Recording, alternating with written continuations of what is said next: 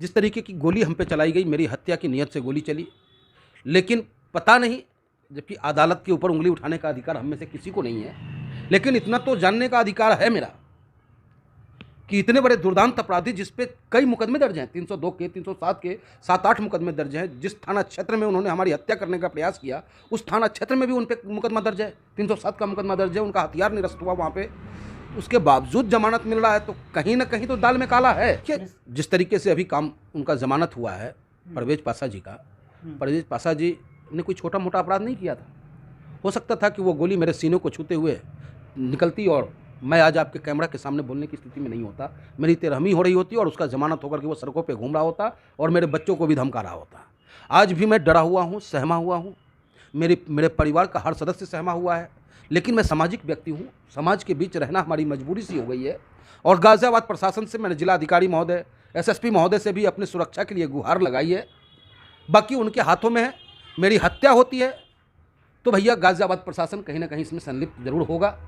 छोटा अपराधी अगर 1-2 केस हो जाए उस पर तो उसका एनकाउंटर होता है, लेकिन इतना बड़ा अपराधी खुलेआम आज़ादी की सांस ले रहा हो और सामाजिक दबाव के तहत हमसे समझौता करने का प्रयास कर रहा हो और उसके बावजूद अभी अगर प्रशासन हमारी सुरक्षा के ऊपर ध्यान नहीं देता है तो क्या मैं तो यही कहूँगा तो कि आपसे समझौते के लिए दबाव बनाया जा रहा है क्या? बिल्कुल कई तरीके से लोग, सामाजिक तरीके से लोग आए हमारे पास।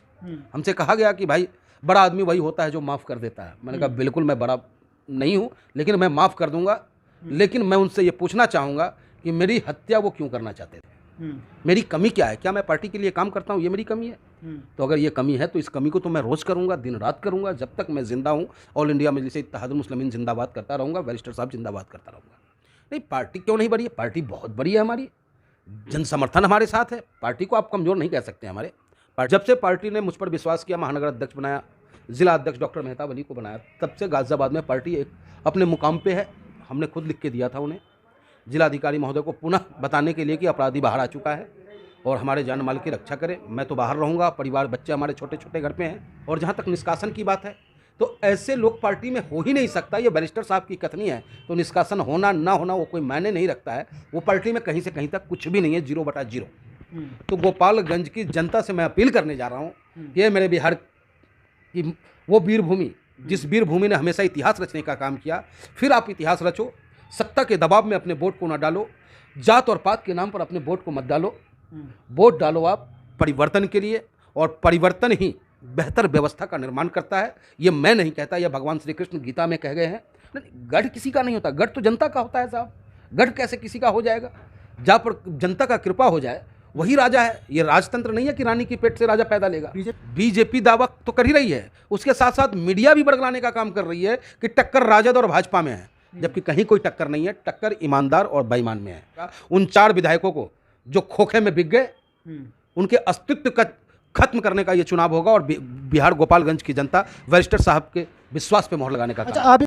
देखिए, करत करत अभ्यास ते जरमती हो तो सुजाना रसरी आवत जात है सिल पर परत निशान।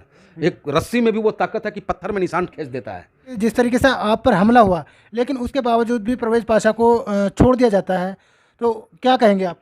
देखिए, मैं तो यही कहूँगा कि भैया हम बैरिस्टर साहब के चाहने वालों में से हैं और संविधान में आस्था रखते हैं। और संविधान में जो धारा 307 है, जिस तरीके की गोली हम पे चलाई गई, मेरी हत्या की नीयत से गोली चली, लेकिन पता नहीं, जबकि अदालत के ऊपर उंगली उठाने का अधिकार हम में से किसी को नहीं है, लेकिन इतना तो जानने का अधिकार है मेरा कि इतने बड़े दुर्दांत अपराधी जिस पे कई मुकदमे दर्ज हैं, 302 के, 307 के, 7-8 मुकदमे दर्ज हैं। जिस थाना क्षेत्र में उन्होंने हमारी हत्या करने का प्रयास किया, उस थाना क्षेत्र में भी उन पे मुकदमा दर्ज है, 307 का मुकदमा दर्ज है। उनका हथियार निरस्त हुआ वहाँ पे, उसके बावजूद जमानत मिल रहा है, तो कहीं ना कहीं तो दाल में काला है।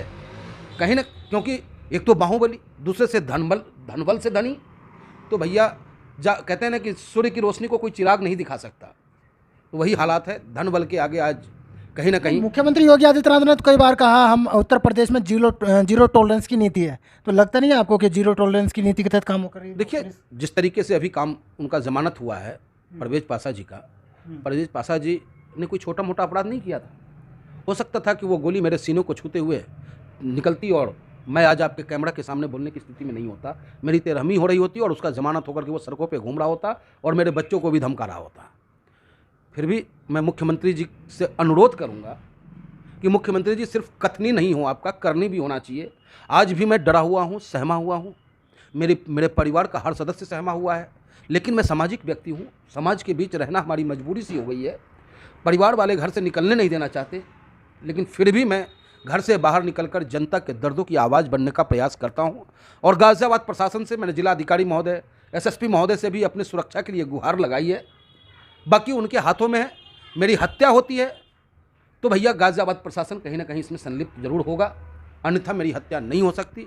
और मैं आपके माध्यम से कहना चाहूँगा उन हत्यारों से जो मेरी हत्या करके अपने आवाज़ को बुलंद करना चाहते हैं, मेरी हत्या करके हमें तो मिटा सकते हैं वो, लेकिन जो मेरा विचार है, मेरे विचार को आप नहीं मिटा सकते। मैं संविधान में आस्था रखने वाला व्यक्ति हूँ। समाज की आवाज़ को मैं उठाता रहूँगा। जिस पार्टी में मैं हूँ, ऑल इंडिया मजलिस-ए-इत्तेहादुल मुस्लिमीन में, मरते दम तक इस पार्टी की मैं सेवा करता रहूँगा। और मैं मर गया तो मेरा बच्चा भी जिस दिन 18 साल का होगा उस दिन दामन थामेगा ऑल इंडिया मजलिस-ए-इत्तेहादुल मुस्लिमीन का। तो क्या लगा, आपने बात कर रहे हैं कि कप्तान से मेरी बात हुई है, पुलिस अधिकारी से, क्या वहाँ से कुछ आश्वासन मिला आप लोगों को? अभी फ़िलहाल ऐसा कोई आश्वासन हमें नहीं मिला। जिलाधिकारी महोदय से भी हम मिलने का काम किए, एसएसपी महोदय से भी मिले, लिखित रूप में हमने उनका आपराधिक डाटा भी देने का काम किया कि उन्होंने कितने अपराध कर रखे हैं। और उसके बावजूद आज किसी आम आदमी, कहते हैं कि छोटा अपराधी अगर 1-2 केस हो जाए उस पर तो उसका एनकाउंटर होता है, लेकिन इतना बड़ा अपराधी खुलेआम आज़ादी की सांस ले रहा हो और सामाजिक दबाव के तहत हमसे समझौता करने का प्रयास कर रहा हो, और उसके बावजूद अभी अगर प्रशासन हमारी सुरक्षा के ऊपर ध्यान नहीं देता है तो क्या मैं तो यही कहूँगा कि आपसे समझौते के लिए दबाव बनाया जा रहा है क्या? बिल्कुल कई तरीके से लोग, सामाजिक तरीके से लोग आए हमारे पास। हमसे कहा गया कि भाई बड़ा आदमी वही होता है जो माफ़ कर देता है। मैंने कहा बिल्कुल मैं बड़ा नहीं हूँ, लेकिन मैं माफ़ कर दूंगा। लेकिन मैं उनसे ये पूछना चाहूँगा कि मेरी हत्या वो क्यों करना चाहते थे, मेरी कमी क्या है? क्या मैं पार्टी के लिए काम करता हूँ, ये मेरी कमी है? तो अगर ये कमी है तो इस कमी को तो मैं रोज़ करूँगा, दिन रात करूँगा, जब तक मैं ज़िंदा हूँ। ऑल इंडिया मजलिस-ए-इत्तेहादुल मुस्लिमीन जिंदाबाद करता रहूँगा, बैरिस्टर साहब जिंदाबाद करता रहूँगा। अच्छा, क्या लगता है जिस तरीके से अब लगातार ये प्रयास किया जा रहा है, तो इतनी तो बड़ी पार्टी भी नहीं है जो इतना बड़ा विवाद पार्टी के अंदर ही चल रहा है? नहीं, पार्टी क्यों नहीं बड़ी है? पार्टी बहुत बड़ी है हमारी, जन समर्थन हमारे साथ है। पार्टी को आप कमज़ोर नहीं कह सकते। हमारे पार्टी हमारी बहुत ताकतवर है और जनता का प्यार मिल रहा है। आप देखेंगे नगर निकाय के चुनाव में बेहतर रिजल्ट आपको यही उत्तर प्रदेश की जनता देने जा रही है। ठीक है, तो आप ये बताइए, आप बिहार जा रहे हैं, क्या करने के लिए जा रहे हैं? क्या करने जा रहे हैं भैया? राजनीतिक के आदमी हैं हम, बैरिस्टर साहब के पंडित सिपाही हैं, और गोपालगंज की धरती पंडितों की धरती रही है। गोपालगंज, भोपाल पांडे जी का इतिहास आज भी दुनिया जानता है कि स्वतंत्रता संग्राम में उन्होंने किस तरीके से फांसी के फंदे को चूमने का काम किया। और गोपालगंज की धरती ऐतिहासिक धरती है। गोपालगंज ने जिस वक्त सरदार वल्लभ भाई पटेल अगर गुजरात में टैक्स का विरोध कर रहे थे तो उस वक्त में वहाँ भी बाबू विष्णु राय टैक्स का विरोध करके ज़बरदस्त आंदोलन करने का काम किया। तो गोपालगंज की जनता से मैं अपील करने जा रहा हूँ कि ये मेरे बिहार की वो वीर भूमि, जिस वीर भूमि ने हमेशा इतिहास रचने का काम किया, फिर आप इतिहास रचो। सत्ता के दबाव में अपने वोट को न डालो, जात और पात के नाम पर अपने वोट को मत डालो। वोट डालो आप परिवर्तन के लिए, और परिवर्तन ही बेहतर व्यवस्था का निर्माण करता है। ये मैं नहीं कहता, यह भगवान श्री कृष्ण गीता में कह गए हैं। और परिवर्तन का आधार वर्तमान इस कलयुग में, इस राजनीतिक में, क्योंकि एक तरफ राजद है जो जयप्रकाश बाबू के छत्रछाया में राजनीति तो की, सत्ता प्राप्त किया, लेकिन सिर्फ अपना और अपने परिवार का विकास किया। बिहार किस हालात में ये सबको पता है। आपके थोड़ा बैकग्राउंड में भी मैं जाना चाहूँगा। जी जी बिल्कुल जाएंगे आप। और भारतीय जनता पार्टी जो सिर्फ जात के नाम पर वोट प्राप्त करती है और कहती है महंगाई से मर रहा है तो मर जा, बेरोजगारी से मर रहा है तो मर जा, तुम्हारा आम जन समस्या है उसके लिए तू मर जा, मैं उसमें नहीं ध्यान दूंगा। सिर्फ जय श्री राम बोलते रहो और हमें वोट करते रहो। जो ओवैसी साहब ने अपना उम्मीदवार उतारा है वहाँ पे एमआईएम ने, उनका प्रचार करने के लिए जा रहे हैं? जी, असलम मुखिया है हमारे प्रत्याशी, और बहुत, लेकिन वो तो बीजेपी का गढ़ रहा है। नहीं, गढ़ किसी का नहीं होता, गढ़ तो जनता का होता है साहब। गढ़ कैसे किसी का हो जाएगा? जहाँ पर जनता का कृपा हो जाए वही राजा है। ये राजतंत्र नहीं है कि रानी की पेट से राजा पैदा लेगा। बीजेपी, आपने सुना नहीं बीजेपी किस तरीके से दावा कर रही है सीट हमारी है, एक तरफ रहेगा? बीजेपी दावा तो कर ही रही है, उसके साथ साथ मीडिया भी बरगलाने का काम कर रही है कि टक्कर राजद और भाजपा में है, जबकि कहीं कोई टक्कर नहीं है। टक्कर ईमानदार और बेईमान में है। एक तरफ ईमानदार नेता बैरिस्टर असदुद्दीन ओवैसी साहब, एमआईएम बीजेपी को जिताने के लिए जा रही है? नहीं, मैं जीतने जा रहा हूं और 100% आपको वो सीट मिलेगी। बिहार की जनता बैरिस्टर साहब के झोली में सीट देकर के ये करारा जवाब देने का काम करेगा। उन 4 विधायकों को जो खोखे में बिक गए, उनके अस्तित्व का खत्म करने का ये चुनाव होगा। और बिहार गोपालगंज की जनता बैरिस्टर साहब के विश्वास पे मोहर लगाने का अच्छा, आप भी बिहार से आते हैं तो लगता है कि आपको वहाँ जाने फायदा मिलेगा? देखिए, करत करत अभ्यास ते जरमती हो तो सुजाना, रसरी आवत जात है सिल पर परत निशान। एक रस्सी में भी वो ताकत है कि पत्थर में निशान खींच देता है। तो हम तो मनुष्य हैं, चले हैं कारवा बनने, देखते हैं कितना लाभ पहुंचा सकते हैं हम अपनी पार्टी को। वास्तविकता तो यह है कि मैंने पार्टी छोड़ी। समाजवादी पार्टी जो समाजवादी विचारधारा की पार्टी थी, वो पूंजीवादी पार्टी हो गई। जबकि समाजवाद का मतलब कि गरीब, मजदूर, किसान, दलित, पिछड़े, अल्पसंख्यकों की आवाज़ को बुलंद करना समाजवादी का काम रहा है।